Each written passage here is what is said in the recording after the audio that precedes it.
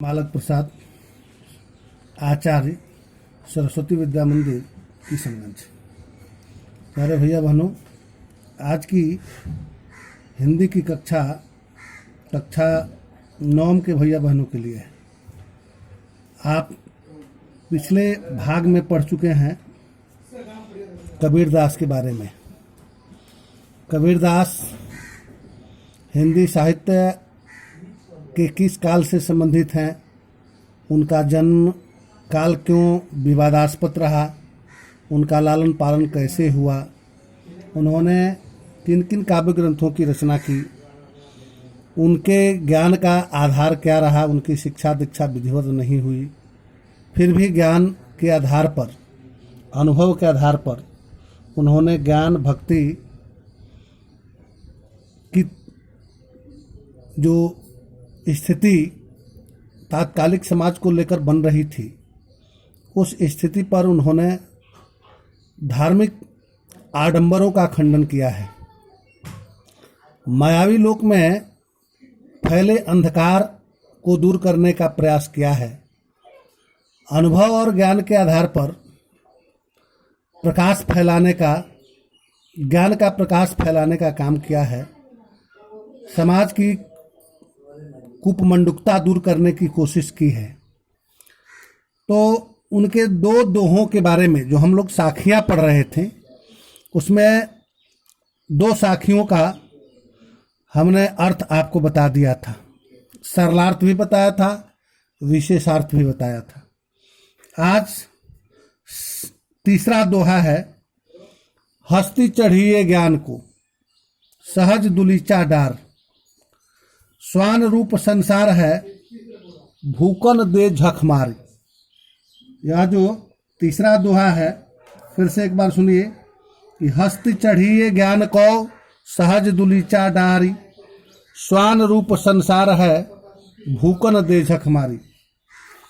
यहाँ कठिन शब्द इसमें कोई विशेष रूप से प्रयुक्त नहीं हुआ है, फिर भी जो थोड़ा सा इधर उधर शब्द है जो कठिन लग सकता है, ऐसे शब्दों का अर्थ मैं बता देता हूँ।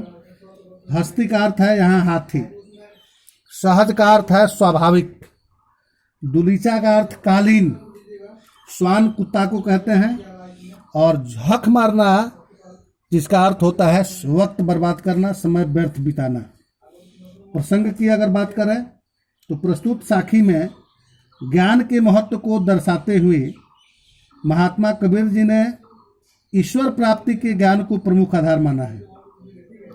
भावार्थ इसका है कि प्रस्तुत साखी के ज्ञान के महत्व को दर्शाया गया है। प्रस्तुत साखी में ज्ञान के महत्व को दर्शाया गया है। मैंने आपको पहले बताया था कि कबीरदास जी भक्ति काल के ऐसे कवि हैं जो निर्गुण ब्रह्म के उपासक थे। यानी निर्गुण भक्ति की जो दो शाखाएं हुई, ज्ञान मार्गी और प्रेम मार्गी, तो निर्गुण ब्रह्मोपासक तो थे ही, निर्गुण भक्ति की ज्ञान मार्गी शाखा के कवि थे संत कबीरदास जी। तो कबीरदास ने ज्ञान को बहुत अधिक महत्व दिया है और उसी को अपने कवित्व कर्म का आधार बनाया है। मायालोक में फैले अंधकार को, अज्ञानता के अंधकार को ज्ञान के प्रकाश से प्रकाशित करने का काम किया है, ज्ञान के आलोक से आलोकित करने का काम किया है। यहाँ भी है कि सभी को ज्ञान रूपी हाथी पर सवार होना चाहिए। यानी इस दोहा का अर्थ है कि हस्ती चढ़िए ज्ञान को सहज दुलीचा डार, यानी स्वाभाविक रूप से कालीन बिछाकर ज्ञान रूपी हाथी की सवारी सभी को करनी चाहिए, संसार की चिंता किए बगैर, क्योंकि यह संसार जो है वह स्वान रूप है। स्वान रूप है माने कुत्ते का रूप है। जैसे कुत्ते का स्वरूप स्वभाव क्या है कि वह भूखने का आदी है, वह हमेशा भूखता रहता है, आवश्यकता हो तो भी, नहीं हो तो भी, यानी भूखना उसका स्वभाव है। उसी तरह यह संसार भला और बुरा कहने का आदी है। आप अच्छा करेंगे तो भी वो बुरा कह सकता है, आप बुरा करेंगे तो बुरा कहेगा ही। इसलिए जो अच्छे लोग होते हैं, समझदार लोग होते हैं, वे संसार की चिंता नहीं करते। वो समझते हैं कि यह संसार कुत्ते का रूप है, वह किसी भी परिस्थिति में भूकेगा ही। इसलिए उन्हें अपना काम जो है वो करना चाहिए, अपने काम को महत्व देना चाहिए, प्रायोरिटी देनी चाहिए। तो यही कबीरदास ने इसमें बताने का प्रयास किया है कि सभी को ज्ञान रूपी हाथी पर सवारी करनी चाहिए। इस ज्ञान रूपी हाथी पर सहज साधना रूपी गलीचा बिछाना चाहिए। ज्ञान प्राप्ति हो जाने पर जीवन धन्य हो जाता है, जीवन वैभवपूर्ण हो जाता है। इसलिए जीवन में किसी प्रकार के अभाव का अनुभव नहीं रह पाता। ज्ञान अगर हुआ तो सब कुछ ठीक है। मनुष्य का इस जीवन में इधर उधर भटकना रुक जाता है। कभी ने इस अज्ञानी संसार की तुलना कुत्ते से की है। जिस प्रकार हाथी को देखकर कुत्ता भौंकता है, लेकिन हाथी अपनी चाल में चलता रहता है, ठीक उसी प्रकार इस संसार में ज्ञानी को देखकर अज्ञानी चिढ़ते रहते हैं। वे बेकार में अपना समय नष्ट कर देते हैं और कुत्ते की तरह निरर्थक जीवन व्यतीत करते हैं। मुख्य भाव यह है कि अज्ञानी व्यक्ति व्यर्थ में अपना समय बर्बाद करता है। ज्ञान के कवि ने ज्ञान की सहज साधना का वर्णन किया है और कवि ने यह स्पष्ट किया है कि ज्ञान ईश्वर प्राप्ति का प्रमुख आधार है। कवि ने ज्ञान की सहज साधना का वर्णन करते हुए कहा है कि इसमें कोई आडंबर या दिखावा नहीं होना चाहिए। प्रस्तुत दोहा में रूपक अलंकार की अनुपम छटा विराजमान है और इसमें इसके माध्यम से कवि ने ढोंग पर, दिखावा पर प्रहार किया है। इस प्रकार से यह अर्थ स्पष्ट हो गया। तीसरा दोहा जो है उसे अब आप समझ चुके होंगे। चलिए चौथा जो दोहा है उधर हम दृष्टिपात करते हैं। पहले एक बार दोहा सुनिए। पखा पखी के कारणे सब जग रहा भुलान, आ निरपक होके हरि भजय सोई चतुर सुजान। यहाँ पखा पखी का अर्थ है पक्ष विपक्ष। भुलान माने भूल जाना, निष्पक्ष होकर माने निरपक्ष होकर, निरपक्ष माने निष्पक्ष, निरपेक्ष होकर, अलग होकर, सुजान माने ज्ञानी। इस साखी में मनुष्य को वाद विवाद में न पड़कर निष्पक्ष भाव से प्रभु की भक्ति में लीन होने की प्रेरणा दी गई है। कवि का ये कहना है कि बहुत सारे लोग पक्ष विपक्ष में, तर्क कुतर्क में अपना बहुमूल्य समय बर्बाद कर देते हैं, जो उचित नहीं है। इसलिए हमें तर्क वितर्क, पक्ष विपक्ष में नहीं पड़ना चाहिए। इस संसार के लोग पक्ष विपक्ष के कारण भुलावे यानी अंधेरे या अज्ञान में पड़े रहते हैं। जो किसी पक्ष के साथ जुड़ जाता है उसे उसमें अच्छाइयाँ ही अच्छाइयाँ नजर आती हैं, जबकि दूसरे पक्ष की अच्छी बातें भी उसे बुरी ही नजर आती हैं। अपने पक्ष के प्रति अंध श्रद्धा तथा विरोधी पक्ष के प्रति अंध विरोध के कारण व्यक्ति दूसरे मत की अच्छी बातों को जानने से वंचित रह जाता है। ऐसा व्यक्ति अपनी रूढ़िवादी मान्यताओं से जीवन भर चिपका रहता है। वह संसार की वास्तविकता को जान नहीं पाता। जो व्यक्ति पक्ष विपक्ष के झंझट में न पड़कर निरपेक्ष, तटस्थ या निष्पक्ष होकर ईश्वर के प्रति एकनिष्ठ रहता है, उस व्यक्ति को ज्ञानी समझा जाना चाहिए, ज्ञानी माना जाना चाहिए। इसमें कबीर जी का अखड़पन और साहस दिखाई देता है। उन्होंने लोगों को खरी खरी सुनाते हुए तर्क वितर्क के झगड़ों से दूर रहने की सलाह दी है और यह संदेश दिया है कि व्यक्ति को अनावश्यक बातों में, तर्कों में अपना समय न व्यतीत करते हुए क्या करना चाहिए, तो अपना काम व्यवस्थित रूप से कर लेना चाहिए। वही आपके लिए लाभकर होगा, श्रेयकर होगा। चलिए अब पांचवा दोहा है। दोहा एक बार मैं पढ़ रहा हूँ, सुनिए ध्यान से। हिंदू मुआ राम कही, मुसलमान खुदाए, कहे कबीर सो जीवता, जो दूह के निकट न जाए। प्रस्तुत दोहा जो है इसमें वाद विवाद में न पड़कर, यहाँ जो हिंदू मुआ वाली बात है, यहाँ भी धार्मिक आडंबरों को दूर करने का कवि ने प्रयास किया है। प्रस्तुत साखी के माध्यम से कबीरदास जी कहते हैं कि धार्मिक मतों एवं प्रपंचों से बचने की आवश्यकता है। उनकी मान्यता है कि ईश्वर एवं धैर्य के सभी रूपों का मूल तत्व समान होता है। हिंदू ईश्वर को अपना आराध्य मानता है, मुसलमान खुदा को मानता है, और इसमें कभी कभी धार्मिक बवंडर उठ खड़ा होता है। हर समुदाय के लोगों को धार्मिक स्वतंत्रता प्राप्त है, इसलिए किसी दूसरे धर्म के तर्क वितर्क को लेकर पथ भ्रमित होने की आवश्यकता नहीं है।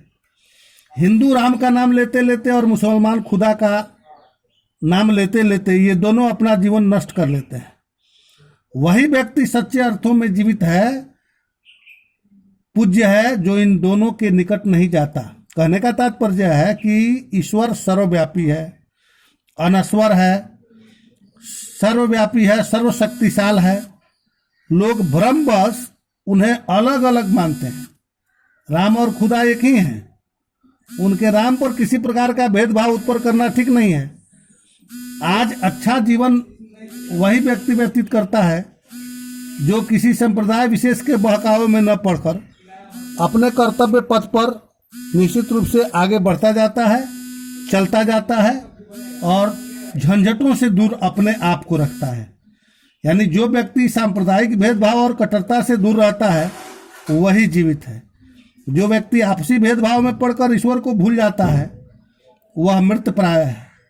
इस साखी में कबीरदास जी हिंदू मुसलमान के भेदभाव में न पड़कर मनुष्य को उदार बनने की प्रेरणा देते हैं और समाज में जो कुपमंडुकता है, धार्मिक अंधविश्वास है, उस अंधविश्वास को दूर करने का परामर्श देते हैं। तुकबंदी की दृष्टि से श्रेष्ठ छंद है। काबा, काशी, राम, रहीम आदि प्रतीकों के रूप में अच्छे शब्दों का चयन कवि ने किया है। काबा और रहीम मुसलमानों के धर्म स्थल हैं। काशी और राम, काशी जो है वो राम हिंदुओं के प्रतीक हैं।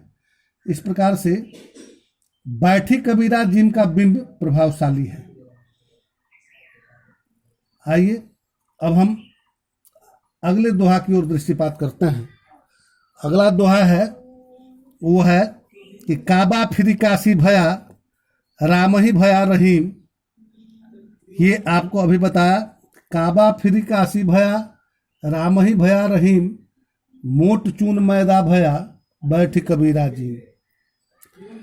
काबा मुसलमानों का पवित्र स्थल है, आप जानते हैं। काशी हिंदुओं का पवित्र स्थल है, ये भी आप जानते हैं। अब इसमें कुछ शब्द है। प्रसंग है कि प्रस्तुत साखी में अलग अलग धर्म और संप्रदाय के लोगों को आपसी मतभेद भुलाकर पारस्परिक प्रेम और सौहार्द से जीवन व्यतीत करने की प्रेरणा दी गई है इन पंक्तियों के माध्यम से। प्रस्तुत साखी का मूल भाव यह है कि हिंदू और मुस्लिम दोनों ही सत्ता एक ही है। दोनों की सत्ता जो है वो एक है। इनको अलग अलग मानना हमारे मिथ्या ज्ञान का ही सूचक है। संत कबीर काबा और काशी में कोई भेद नहीं करते। दोनों ही स्थानों पर एक ही ईश्वर का निवास है, वास है, जो घट घटवासी हैं, परम ब्रह्म परमात्मा। जिस प्रकार गेहूं को पीसकर मोटा चून बनाया जाता है और उसे अधिक बारीक पीस दिया जाए तो वह मैदा बन जाता है, आखिर वह है तो आटा ही। ठीक उसी प्रकार परमात्मा को चाहे राम के नाम से पुकारें अथवा अल्लाह के नाम से पुकारें, इन बातों में कोई फर्क नहीं है। तुकबंदी की दृष्टि से श्रेष्ठ है यह दोहा। काबा, काशी, राम, रहीम आदि प्रतीक अच्छे हैं। अब उसके बाद है कि कबीर जी ने हिंदू मुसलमान के भेदभाव को दूर करने का प्रयास किया है और उसकी प्रेरणा उन्होंने इसमें दी है। अब अगला दोहा है और वह अंतिम दोहा भी है साखी का कि ऊंचे कुल का जन्म छिया, जे करने ऊंच न होय, आ सुबरन कलश सुरा भरा, साधु निंदा हो। प्रस्तुत साखी में यह स्पष्ट किया गया है कि व्यक्ति को हमेशा अच्छे कर्म करते रहना चाहिए, क्योंकि केवल ऊंचे कुल में जन्म लेने से वह व्यक्ति बड़ा नहीं हो जाता, महान नहीं हो जाता है। व्यक्ति कर्म से महान होता है, इसलिए इसका ध्यान मनुष्य को हमेशा रखना चाहिए। प्रस्तुत साखी में अच्छे और नेक कर्म करने का बल दिया गया है कि मनुष्य अच्छा कर्म करे व्यक्ति अपने अच्छे कर्मों से सम्मान पाता है, उसकी जाति या कुल नहीं देखे जाते। वह अपने महान कार्यों से ही महान बनता है। ऊंचे कुल में जन्म लेकर भी नीच काम करने वालों को कबीरदास जी ने निंदनीय माना है। जिनके उच्च और महान कार्य होते हैं वही ऊंचा कहलाने का अधिकारी होता है। केवल उच्च कुल में जन्म लेने से कोई व्यक्ति ऊंचा नहीं कहलाता।